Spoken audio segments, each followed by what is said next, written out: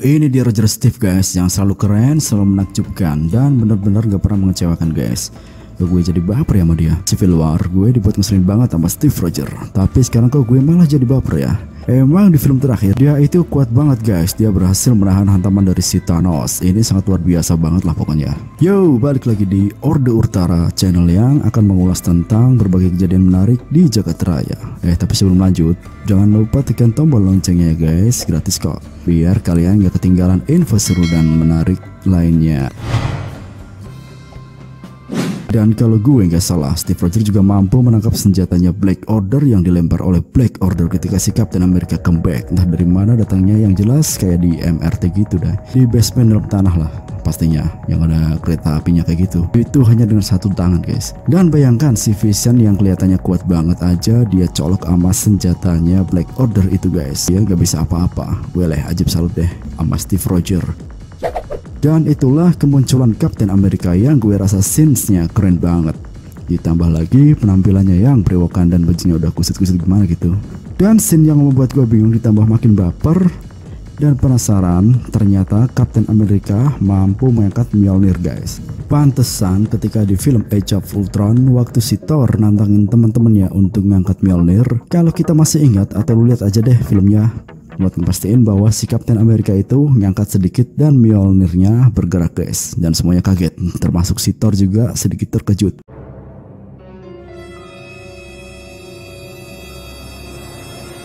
Dan ternyata di Endgame si Captain America cukup worthy untuk mengangkat Mjolnir itu. Salah satu scan di film Avengers Endgame yang paling berkesan dan pasti membuat penonton tercengang adalah saat karakter Captain America yang diperankan Chris Evans atau Steve Rogers bisa mengendalikan Mjolnir milik Thor.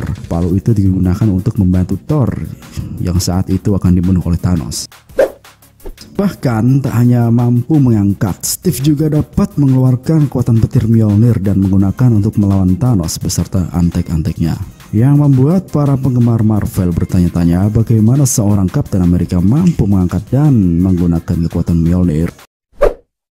Oke, jangan dipakai, palu itu hanya bisa diangkat oleh orang terpilih aja guys. Sutradara Avengers Endgame, The Russo Brothers, dalam sebuah sesi wawancara baru dengan Happy Sad Confused Podcast menjelaskan Captain America memang udah lama layak dan bisa mengangkat Mjolnir. Nah, seperti yang gue bilang tadi di salah satu scan Avengers Age of Ultron, 8 tahun sebelum Avengers Endgame dibuat, Thor menantang para Avengers untuk mengangkat Mjolnir. Tak ada satupun yang mampu, bahkan Tony Stark atau Iron Man itu aja nggak bisa menggerakkan sedikit pun meski udah menggunakan bantuan dengan tangan roket.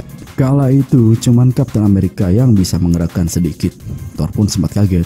Namun pada akhirnya Cap tak bisa mengangkatnya meski sudah mencoba. Menurut Russo Brothers, Captain America sejatinya udah bisa mengangkat Mjolnir saat itu, namun memilih untuk tidak pamer di hadapan para Avengers lainnya, terutama Thor. Yo, Captain America tak ingin membuat malu Thor yang diketahui memiliki ego cukup besar.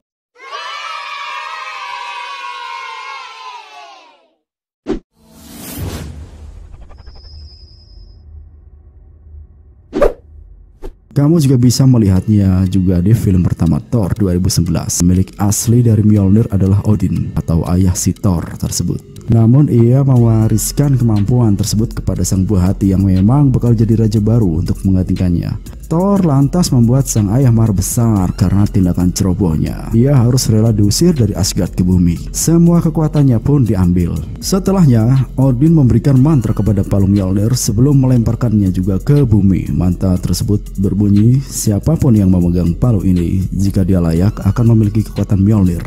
Beberapa kriteria dari kelayakan tersebut adalah hati yang suci dan juga sikap rela berkorban demi kepentingan orang lain. Dan seperti yang kita tahu bahwa Captain America memang sosok yang memiliki dua kriteria tersebut.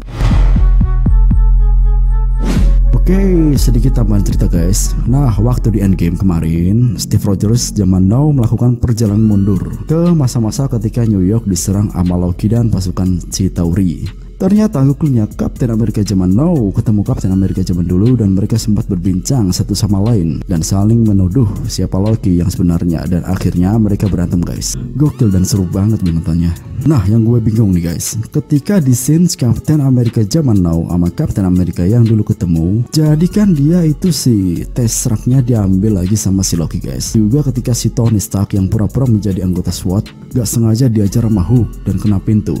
Nah pada momen itu si Loki memanfaatkan kesempatan itu buat nyuri Tesseract dan akhirnya dia itu kabur guys. Nah di situ gue bingung guys, apakah Loki zaman now yang mati itu nggak ada karena dia di zaman dulunya akhirnya kabur? Gue sendiri kurang mengerti guys. So please buat kalian semua yang ngerti boleh komen bahwa si Loki kabur atau beneran mati guys. Oke.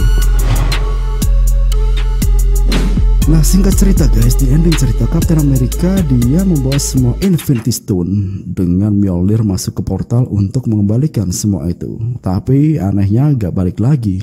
Dan ternyata di depan di sebuah kursi dekat danau ada seorang kakek-kakek lagi duduk merenung, dan si Bucky dan si Falcon nyamperin, dan ternyata itu adalah si Kapten Amerika dengan sebuah perisai yang masih bulat utuh yang seperti gak pernah digunakan gitu deh. Dan ternyata si Steve Rogers memutuskan buat hidup normal jadi manusia biasa, punya keluarga, dan memutuskan untuk tidak menjadi Kapten Amerika guys.